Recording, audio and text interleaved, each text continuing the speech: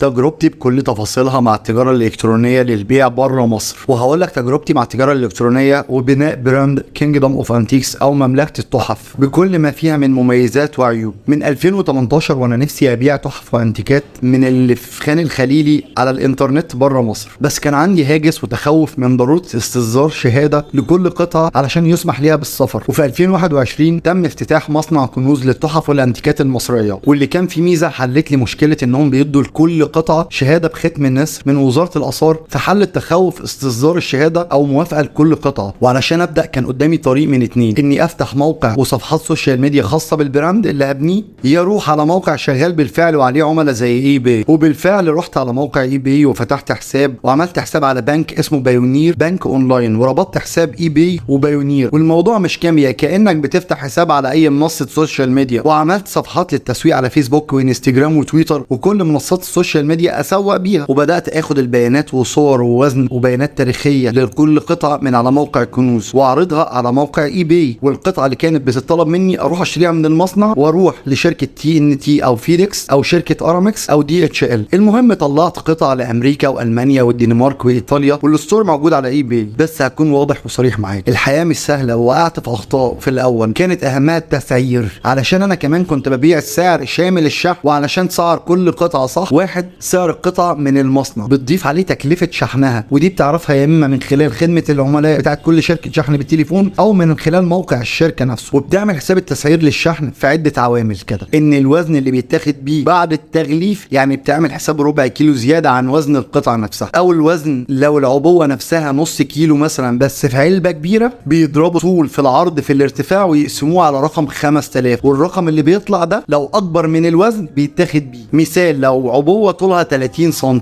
في عرض 20 سم في ارتفاع 25 سم بيساوي 15000. لو قسمنا الرقم ده على 5000 هتطلع الوزن 3 كيلو. هنا العبوه بتبقى 3 كيلو مش نص كيلو علشان الحيز في الطياره، وده في كل شركات الشحن. ركز شويه بقى في التضريبه اللي جايه دي، لان شركه زي تي ان تي وفيديكس بعد ما بتاخد السعر بتضرب حاجه اسمها وقود 22%، واللي هيطلع الرقم الاجمالي بتضربه في حاجه اسمها عموله بريد 10%، واللي بيطلع اجمالي بنضربه في حاجه اسمها ضريبه 14%. يعني لو السعر نص كيلو شحن لامريكا 1000 جنيه، بتضرب في 22% وقود بيساوي 1220، بترجع تضربه في 10% عموله بريد 1342 جنيه، بترجع تضربه في 14% ضريبه، يبقى اجمالي سعر الشحن نص كيلو لامريكا 1530 جنيه. وده يا اما على سعر الوزن يا اما الابعاد، ايهما اكبر. طيب ارامكس بيبقى السعر اللي محطوط شامل التضريبه اللي قلناها بتاعه الوقود والبريد وضريبه، بس تعمل حسابك على زياده السعر في ربع كيلو تغليف على الاقل. 3، بتضيف على التسعير للقطع مصاريف متوسط 15% من اجمالي سعر القطعه، بتروح رسوم عرض على اي باي ورسوم تحويل بايونير البنك. يبقى التسعير السليم سعر القطعه وسعر الشحن، وده في متغيرات تاخد بالك منها، ورسوم اي باي وبايونير. انا حكيت تجربتي علشان تبقى مثال، حتى لو هتشتغل انت كمان في التحف الانتيكات من مصنع كنوز ده هيبسطني،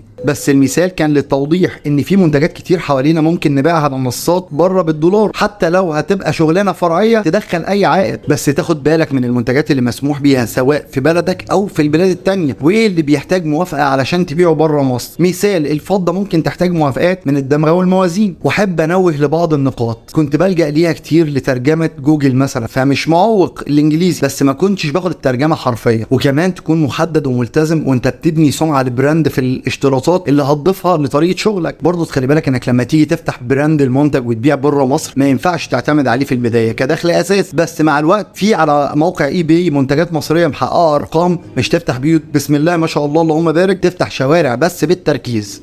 من عيوب انك تبيع من خلال موقع عليه عملاء زي اي باي واتسي انك مش بتضمن العميل ليك ولاءه للموقع، بس بتبدا تبيع بسرعه. انما لو بنيت موقع في الاول علشان تاسس موقع وتركب بوابه دفع الكتروني بموقعك مع شركه زي بي موب او بي تاسك او فوري، ممكن ما تبيعش في الاول وتكلف مصاريف تسويق كبيره، بس مستقبلا بيبقى افضل لضمان ولاء العميل لموقعك، وكمان تقدر تكبر شغلك ومش هتدفع رسوم لحد. واللي اشتغلته ده نوع من انواع التجاره الالكترونيه اسمه دروب شيبينج، يعني ببيع منتج لا املكه بالصور والبيانات والمصدر فقط. يعني مش شرط يكون عندك منتج اصلا وتقدر تطبقه مع منتجات من مصانع او حرف يدويه، بس لو حابب نقي المنتجات اللي كل ما قلت اوزانها وزادت قيمتها، وطور واعرف عن ادوات التجاره الالكترونيه زي ادوات تحليل المنتجات من خلال مواقع، زي مثلا انك تشوف احتياجات حمامات السباحه في الصيف تبيعها في امريكا وتكون منتج مصري بسعر رخيص. صدقني الموضوع خلال سنه ولا سنتين ممكن تخليك تعتمد عليه في حياتك وتكبر تجاره اونلاين. بظن مش محتاج اقول لك لك ان المستقبل كله اونلاين. اكتر شباب بيحققوا ارباح من الدروب شيبنج من مواقع علي بابا ويبيعوا على اي بي للاسف شباب ولاد العم، واجدع شباب في الدنيا الشباب الجزائري. واخيرا ما كنتش حابب اختم الفيديو كده، بس موقع زي اي بي موقع الكتروني عامل صافي ارباح من الوساطه في التجاره الالكترونيه تتخطى بعد الضرائب مليار دولار في